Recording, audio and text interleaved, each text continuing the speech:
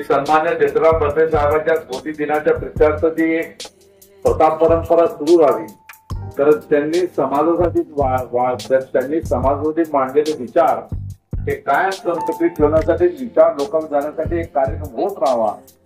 आणि त्यासाठी शासनाच्या तिजोरीतून दरवर्षी 1 लाख रुपये मिळेल, त्यावेळेस त्यांनी ती मंजुरी करून दिलेली आहे. त्याच्या म्हणण्याचा हा विचारधारा सगळ्या दृष्टिकोन किती मोठा आहे की सन्मान्य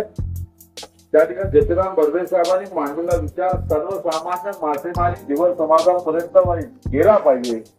आणि ही सगळे लोक एकत्र राहतील, त्याची ताकद राहील आणि ताकद राहिली तर इतर लोक यांना विचारतील की तेवढी मोठी विचारधारा भूमिका त्यावेळेस सन्मान्य मुख्यमंत्री विलासराव देशमुख साहेबांनी मांडली, त्याची नक्की जाण घेऊन त्याबद्दल मनापासून त्या ठिकाणी आपलं मी काही खतर सन्मान्य खासदार साहेबांच्या माध्यमातून सुद्धा त्यांचं ऐकलं ही गोष्ट खरीच आहे की राजकारणामध्ये हिवाळे पावसाळे उन्हाळे चालतच असतात, पण माणसाची त्या ठिकाणी असलेली कटबद्धता आणि विश्वासार्हता ही काही बाजारात मिळत नाही. ती एकदा आली तर आधी एकदा दिली तर गेली, पुन्हा त्या ठिकाणी येत नाही, त्या ठिकाणी पुन्हा मिळत नाही. दुकानामध्ये किराण्याच्या सुद्धा मिळत नाही, सुद्धा आपण त्याची माहिती आहे आणि म्हणून ती पण आपण नेहमी सामावून दिली पाहिजे. मी खरं म्हणजे मांढरेची आपल्याला माझे विचार पहिल्यापासून माहिती आहे. मी बरेच आपल्या मागच्या 15-20 वर्षापासून आठवून एकत्र कामही करतो त्या ठिकाणी आणि राज्य शासनाकडनं ही जी तलाव दुर्भाग्यानं 2014 नंतर ही तलाव प्रायव्हेटायझेशनच्या नावाखाली आपण निलाव करायला निघाला ही मूळतः चुकीची विचारधारा आहे. म्हणजे आम्ही समजा अशिक्षित असेल तर आम्हाला शिक्षित करणं तुम्ही बाजूला सोडलं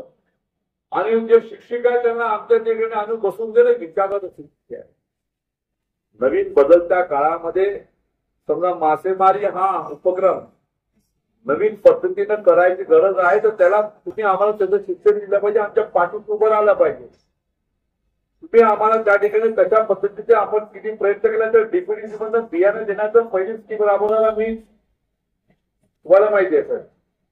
आणि माननीय खासदार साहेबांनी सांगितल्याप्रमाणे नागपूर जिल्हा परिषदनं तुमच्या तुमचे जे तलावाचे तुमची रक्कम होती